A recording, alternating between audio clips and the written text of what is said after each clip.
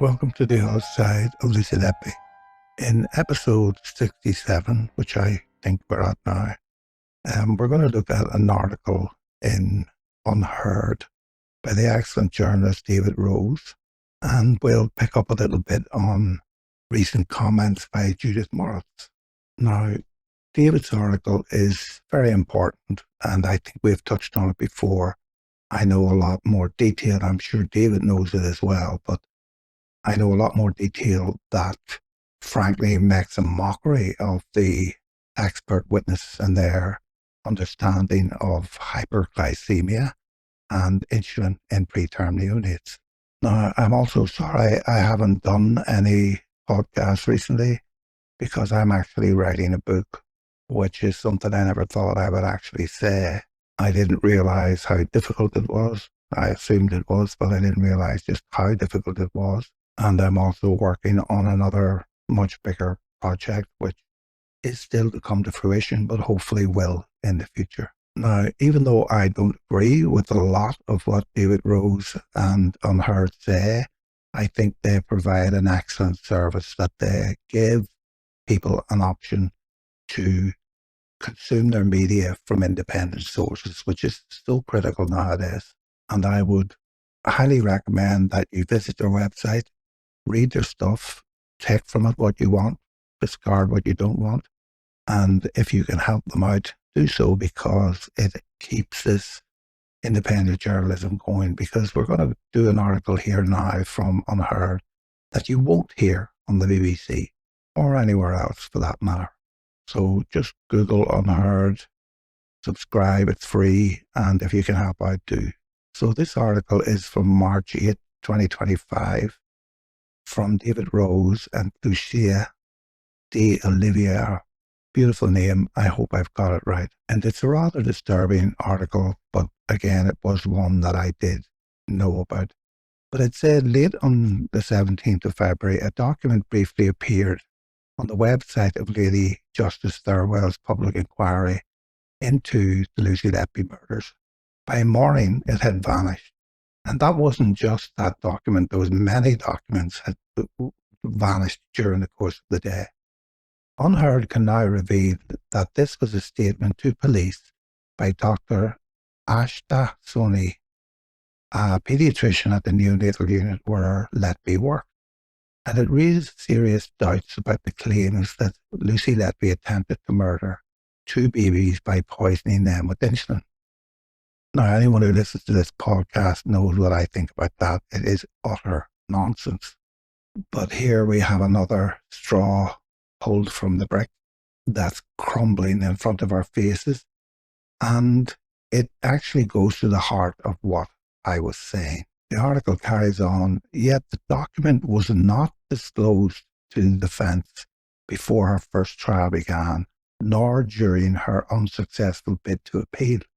Furthermore, we have discovered a second critical omission involving the outbreak of a dangerous virus in Letby's neonatal ward. As Thirlwell, or Furwell inquiry as I like to call it, proceeds, troubling concerns over Letby's 7 convictions for murder and 8 for attempted murder, she is now serving 15 whole life sentences, have only swelled. The UK-based consultant neonatologist Felina Dimitrova and Neil Aiton have submitted detailed reports on 3 of the babies' deaths that refute the evidence given at Letby's trial, and a separate panel of international experts led by Canadian neonatologist Shu Lee concluded last month that there was no medical evidence to support malfeasance. And we'll get on to a little piece from our friend Judith Moritz on that. Their assessment, the article carries on, the babies died from either natural causes or bad medical care. It all points to a troubling question: is Lucy Letby truly guilty beyond reasonable doubt? Dr. Stoney's undisclosed police statement concerning baby Y, born just after midnight on the 2nd of November 2015, some months into the rise in neonatal mortality at Chester Hospital that the police were investigating, Letby was never formally accused of trying to harm him, but the prosecution experts who gave evidence at her trial believed she poisoned him with insulin, just as she did with baby F and baby L, whom she was convicted of trying to murder. Since Sony's statement undermines that analysis, it raises worrying questions about the expert's evidence in the other cases. And in that regard, I think David is being very kind. In my opinion, it demolishes the other cases because, as we're about to see, it appears that the expert witnesses for the insulin cases didn't understand the nature of disease regarding hyperglycemia, hypoglycemia, or homeostasis of glucose in preterm neonates. Anyway, the article continues. Baby Y was a big baby born 2 weeks after his due date following a long and difficult labour. He was finally delivered by an emergency cesarean section and transferred to the hospital's neonatal unit early on the 3rd of November. This happened, Sony said in her statement, after the baby experienced dusky episodes, struggling to breathe and turning blue. In the second of these episodes, Sony told police, the baby was not only blue but unconscious, with her eyes rolled up and the torso floppy. Once on the unit, he was given oxygen but didn't pick up straight away. Half an hour later, baby Y suffered what Sony called a seizure, turning blue and making no respiratory effort. When Dr. Sony saw the baby again during the night, she said he was hypoglycemic, low blood sugar. Despite increasing doses of dextrose, his blood sugar level remained stubbornly low. His diagnosis, Sony said, was congenital hyperinsulinism, or CHI. I'll explain that in a minute. A genetic condition in which babies produce excess insulin. This diagnosis was supported by endocrine experts at Alder Hey Hospital in Liverpool, whom the Chester doctors consulted. The statement went on. It is also possible that he was suffering from transient hyperinsulinism, a non-genetic common condition with natural causes, whose symptoms would have been identical. After more seizures, baby F was given several drugs and slowly improved, but outpatient treatment for persistent hypoglycemia associated with seizures had to be continued over 7 months. Now, immediately people will say, but that wasn't the case for baby F and baby L who recovered straight away. That isn't actually how this mechanism of disease works. It can last a day or 2 years. Medical experts for the Letby prosecution saw it differently. In a statement to police in 2021, seen by Unheard, Professor Peter Hindmarsh of University College London, who was called as an expert witness by the prosecution over the case of baby F and L, commented on a test on the blood sample taken from baby Y on November the 3rd. The test showed that while the boy's insulin level was high, concentration of C-peptide, a substance produced in tandem with the insulin, in the blood was also low. According to Hindmarsh, this meant baby Y's hypoglycemia must have been caused by exogenous insulin administered by someone in the neonatal unit. Other prosecution experts agreed. Dowie Evans, the retired pediatrician who had played a central role in the police inquiry and also gave evidence in respect of most of the babies Letby was convicted of harming, also reviewed baby Y's medical record. He told police in a statement that he thought his first 3 seizures had been caused not by congenital hyperinsulinemia, but by the trauma of his birth. Evans went on to agree with Hindmarsh that this baby had been given insulin from an external source later on.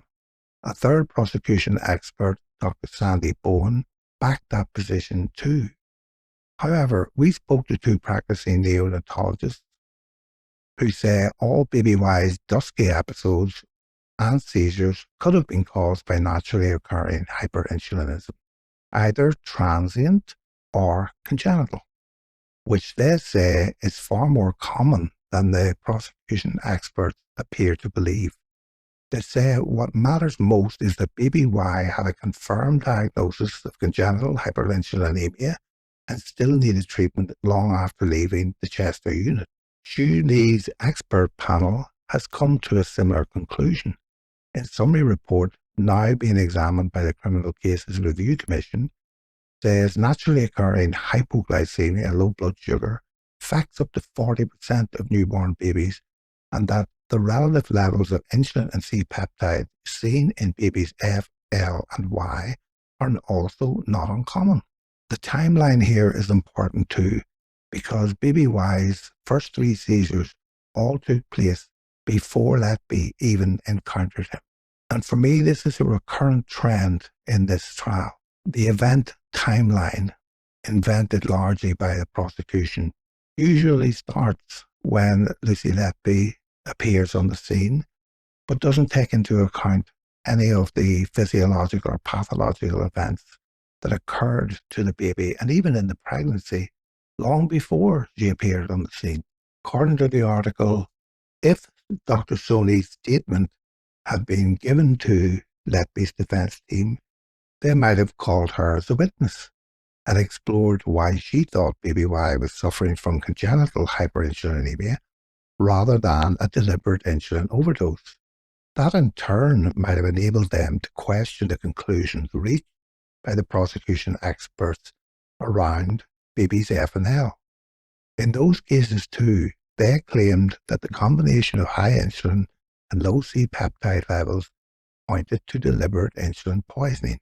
Unheard asked the Crown Prosecution Service why it failed to disclose Sony's statement, but it refused to answer, stating only that Letby had been convicted and had lost her appeal. But its former chief, Lord Ken MacDonald, KC, suggests the statement should likely have been shared. There's a quotation from Lord MacDonald. The legal test is whether evidence is capable either of undermining the prosecution case or assisting the defence, and if it is, it should be disclosed before trial, MacDonald said. It sounds to me that the material you have found does meet that standard, and so should have been made available to Letby's defence. Beyond the question around Dr. Sony's deleted statements, our investigation has uncovered a second key omission. Neither of the juries in Letby's 2 trials were informed that a dangerous respiratory syncytial virus, SYNCYTIIL, or SV, outbreak was ravaging the neonatal. So we can add that to the Pseudomonas and the Stenotrophomonas multifida, which was the surveillance pathogen ignored by the Countess of Chester Hospital. The article continues about the RSV outbreak. The outbreak was so severe that it forced the unit's closure to new admissions. On the 18th of February 2016, the day after baby K, one of the babies Letby was convicted of trying to murder, was moved from Chester to another hospital where she later died. This is despite the fact that staff at the hospital were clearly concerned about the outbreak. Unheard has seen a police statement by Dr. Bohan dated 2021, which refers to a management synopsis report on the virus, a spreadsheet listing all the babies who contracted it, along with references to several similar documents about the outbreak.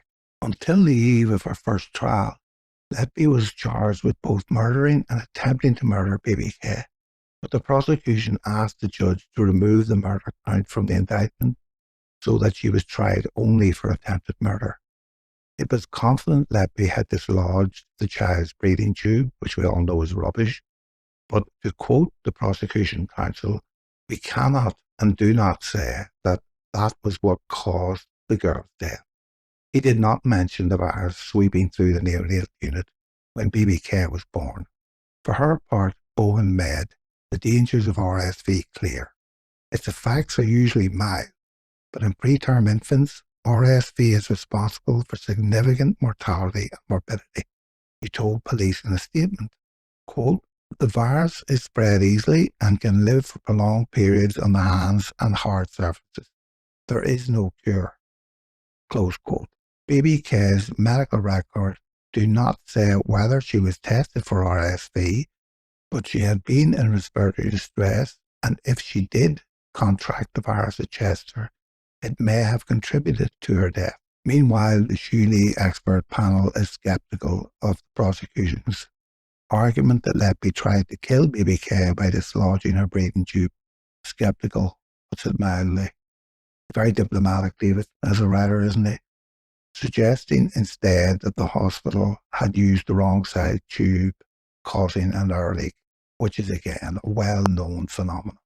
Beyond the medical questions here, these documents could have implications for Letby's future. The CCRC and the Court of Appeal can consider fresh evidence that might in theory have been available at the time of the trial, if they are satisfied that to do so would be in the interest of justice. But they also have to consider whether there is a reasonable explanation why it was not used by the defense. And there is no stronger reason than a failure by the prosecution to disclose evidence to start with.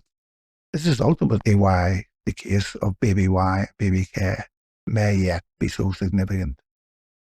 Later this month, Lady Justice Thirlwell will be asked by Mark MacDonald, Lucy Letby's lawyer, put her inquiry on hold until the Criminal Cases Review Commission decides whether to order a new appeal. If it does, he will say it would undermine the whole inquiry, which has been based from the outset on the presumption that Letby is guilty. In the face of the growing volume of fresh evidence, the verdicts against her are beginning to look distinctly unsafe. And you're invited by Unheard to join the discussion. Just simply give your email, log on and join the discussion. It is a great publication. But let's just look at this congenital hyperinsulinism and transient hyperinsulinism. So both of these conditions, transient and congenital hyperinsulinism, are characterized by high levels of insulin present in babies, preterm babies. And as with everything in medicine, there have been recent advances and attempts to classify these illnesses so that we can better manage them. So the transient hyperinsulinism is temporary, it's self-limiting, and it's typically associated with babies that have stressors such as intrauterine growth restriction, maternal diabetes, birth asphyxia, all the things that we see in the Lucy Letby case. Historically, it was considered to be a short-lived phenomenon, usually resolving in 48 to 72 hours.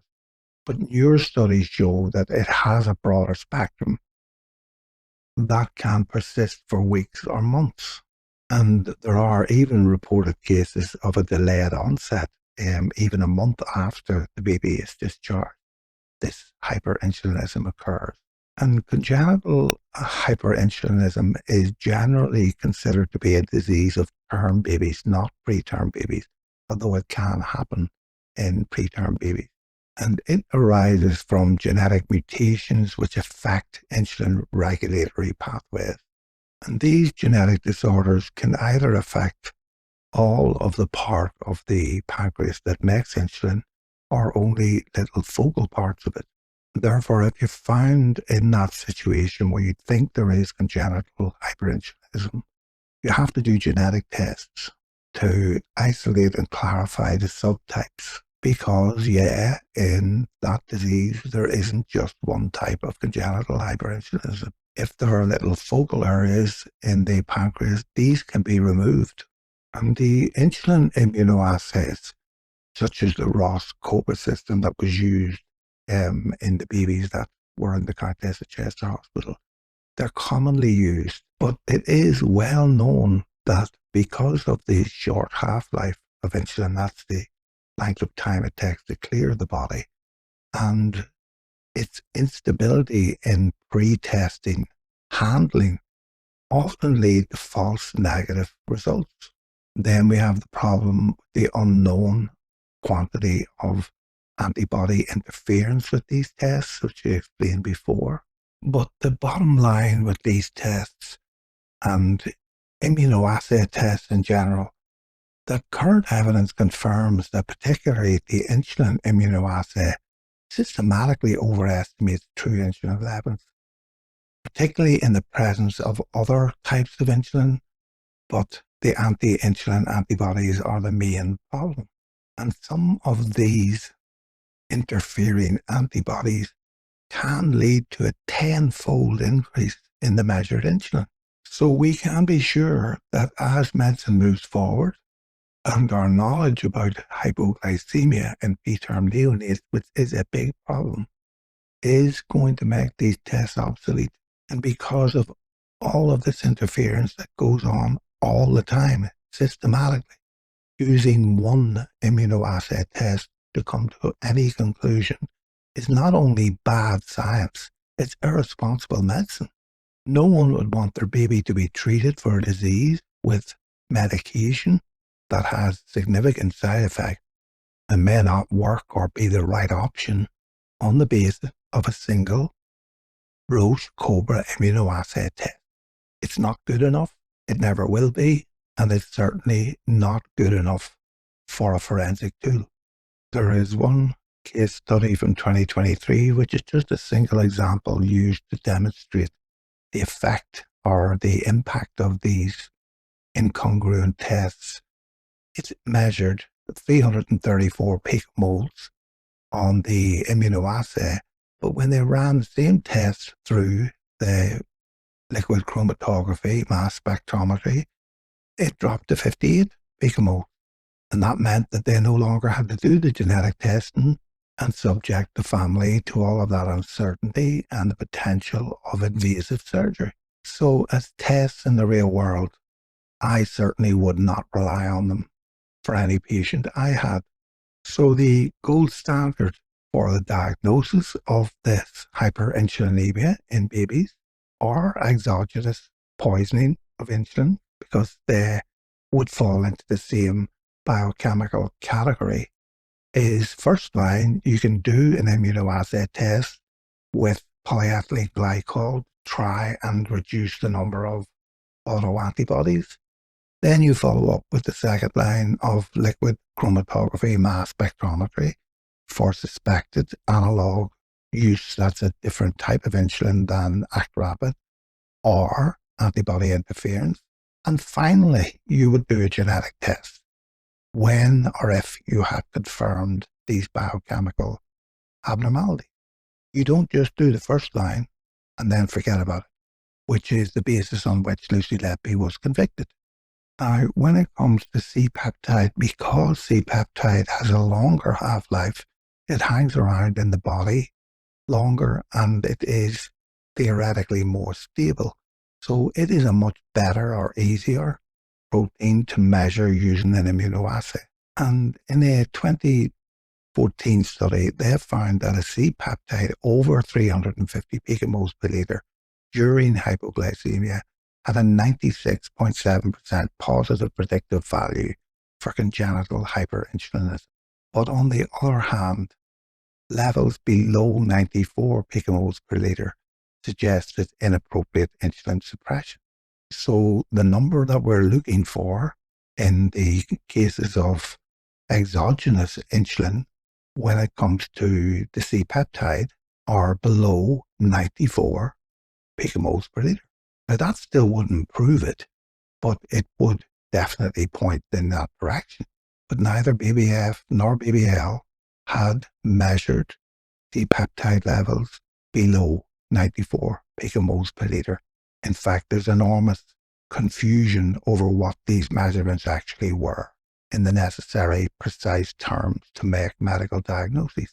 So let's now look at our pathogens, and we'll start off with Pseudomonas. These have mortality rates between 18 to 100%, depending on the strain and the virulence and the host, that's the baby's vulnerability. The bottom line is that 62% of infants with Pseudomonas infections in neonatal intensive care units die, and gestation less than 29 weeks and mechanical ventilation were the two biggest risk factors. That's a 62% mortality rate, which is truly stunning for an infection in the modern era. But the jury heard nothing about that. These biofilms that are created by the Pseudomonas were found in one 2023 study in 100% of nasogastric tubes left in place for more than 48 hours. Stentophonomonas maltophilia, that's the surveillance bacteria that was picked up but ignored by the Countess Chester Hospital, has a mortality rate of 33%. 33%, one third. Just imagine that was the case fatality rate for influenza. 33% is an absolutely enormous fatality rate. And again, the usual suspect, invasive mechanical ventilation and total parental nutrition, add to that mortality. With respiratory syncytial virus, RSV, less than 29-week gestation increases mortality risk by 103 times. And over a third of these deaths occur in preterm babies that don't have chronic lung disease. So that means that babies are vulnerable to this bug even when they're otherwise healthy. And 80% of these deaths from RSV occur between November and March. So when you stick these three together, their presence at the same time in the same place, they account for up to 45% of the mortality in neonatal intensive care units. And yet the jury was told nothing about that. And given the population of babies that we're talking about in this case, we're getting on to 50% chance that each of them died from infection. And to isolate these pathogens or combination of pathogens, we have to use very advanced PCR tests to read their genetic code. And that didn't happen in any of these babies. So how many other pathogens are we going to find out about? We've already got 3 that account for at least 45% of all deaths in neonatal intensive care units, not mentioned by anyone. Much more interested in Facebook messages rather than core science, whereby we can quantify risk, prevent risk, and educate about risk. And by standing in the way of people like me and others who are arguing the case we're arguing, these muppets are preventing the advancement, techniques, and protocols that are needed to prevent this risk infection and reduce that 45% number. But they don't seem to give a damn. But I do. And so we'll finish this off by going to a BBC programme where an interviewer was talking to Cleuci, and Professor Cleuci basically said, all that we say is that there is no medical evidence of malfeasance, and there isn't. But when Cleuci says that he can't influence or have any comment about the so-called circumstantial evidence, the interviewer calls Judith Morris to the stand to bore me to death again with her same repeated mistakes. Now we have to remember that Judith, as I understand it, is a arts major and has likely never read a scientific paper in cold blood in her life. She wouldn't know when information is valuable, what evidentiary value we can put on it in terms of the hierarchy of the seriousness with which we have to consider what we're reading.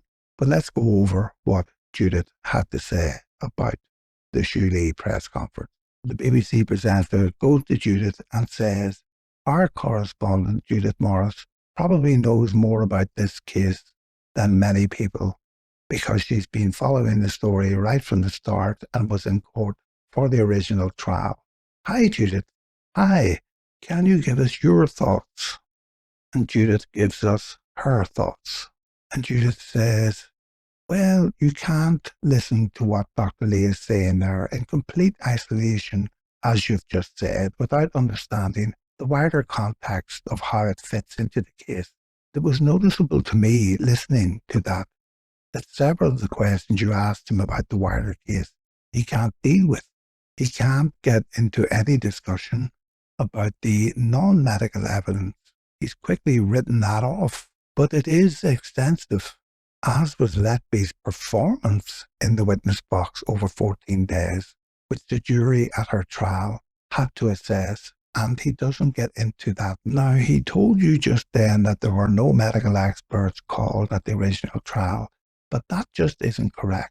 There was a panel of prosecution experts, including a pathologist, radiologist, and endocrinologist.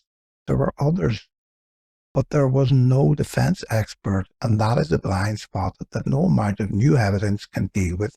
And ultimately, if the evidence that he and his colleagues are now proposing is evidence that could have been called at trial by her side, the Court of Appeal, if they eventually look at this, will have to know why she didn't do that in terms of the medicine here.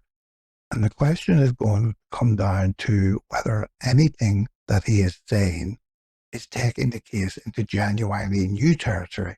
I've read the summary report that he published recently, and it covers issues which we know were examined at the original trial, such as, for example, the immune condition suffered by one of the mothers, the hospital's failure to give antibiotics to another mother, and arguments like the fact that there was understaffing and the suggestion that there was substandard care. These are matters which, despite them not calling an expert for the defense at the original trial, the jury preferred the prosecutor's argument, and the Court of Appeal, if it gets there, will resist relitigating. They won't look at those arguments again.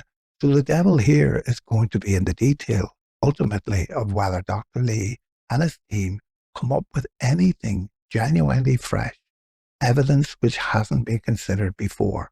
So, Judith, evidence that hasn't been considered before. Well, I've just told you there, 3 pathogens that the jury weren't told about that account for 45% of deaths in neonatal intensive care units. Is that evidence that's new and in new territory? I believe it is. The inappropriate use of a single immunoassay test, the scientific misinterpretation of the so-called insulin levels and C-peptide levels, the ignoring of the findings of the postmortems, the absurd situation whereby in the case of BBC, Dowie Evans would not give Myers a single answer for one reason why he said that BBC had an embolism, and instead he deferred to Dr. Marnarides to provide that answer. And when the defense tried to get the answer from Dr. Marnarides, he referred back to Dr. Evans. The notion that the chief medical witness, Evans, and investigator has since changed his mind about the cause of death in these babies. And is it not a red flag that none of the clinical medical experts that are there to help the court, whether they're there for the prosecution or not, didn't mention at all the risk of contamination that accounts for 45% of neonatal intensive care deaths? Is that not new evidence? The number of mistakes, scientific and medical falsehoods that were fed to that jury are uncountable. The jury mustn't have been listening to Professor Owen Arthurs when he said, in the case of baby E, that the only way an X-ray can tell you that there's likely an air embolism is if you find a lot of air in the heart and great vessels at the time the incident is occurring, meaning that all of the other X-rays that were used and quoted by Dowie Evans and Sandy Bowen as proof of air embolism are scientific junk. Post-mortem X-rays, portable machine, single-plane X-rays are right up there with all of the rest of the circumstantial crap, like text messages, Facebook searches of a few people from the thousands of Facebook searches that Lucy Letby did. But ultimately, we cannot stand over bad medicine and bad science because experts have a duty not to do that. And we all have an obligation not to accept that. To say that this is a case that doesn't involve the interpretation of medical data or the presentation of the true risks of being in a neonatal intensive care unit is just absurd. And that is what the jury was presented with. So the context that people need to apply to the totality of this case is that the jury were misled by medical and scientific science, in my opinion. And not just in my opinion, in lots of people's opinion. How do you stack up a post-mortem finding beside a Facebook message? You can't. How can an expert make a ridiculous comment that a preterm baby who has lost the use of one lung did not die from pneumonia, but died with pneumonia? What an absolute crock of you-know-what. And as for Lucy Letby's demeanour and her performance in the doc, I have seen an extensive list of the medication that Lucy Letby was on at the time, and I can tell you that if you were on it, people would have been wondering about your performance, because in most patients who are on these types of drugs for this length of time, they're often barely not able to function at all. But the jury wasn't told that either. And even if you were to read the very long list of side effects, or to spend a lifetime trying to get people off these drugs, you wouldn't likely put much emphasis on that either, because Judith Morris actually said that she tried to look into Lucy Letby's soul. That's what's passing for journalism nowadays. An analytical writer, reporter, trying to look into somebody's soul through the window of their eyes. And that's what the mainstream media have reduced this case to. But it isn't about that. It's about the integrity of science, the integrity of justice, and the proper application of medicine. Babies are dying all the time in neonatal units that do not need to die. The UK is plummeting in its performance in the care of mothers and babies. That's the issue. In this short podcast alone, I have given you new evidence that other people have. And I have a lot of new evidence myself. But there is a matter of privilege. Once Lucy Letby is well enough to guide her own defence, there will be a torrent of new evidence. So people like me don't particularly care what people like Judith Morris say. We find it ridiculous, infantile, and the product of scientific and medical ignorance. This case was about medicine, and the information the jury was given was incorrect. So we'll end it there, and I'll see you in the next episode. Hopefully I can make some more podcasts quicker. But as I say, I'm writing a book which is just a generalist view, a non-specialist view of someone who deeply understands physiology, pathology, and what causes death. So we'll see you in the next episode. Bye.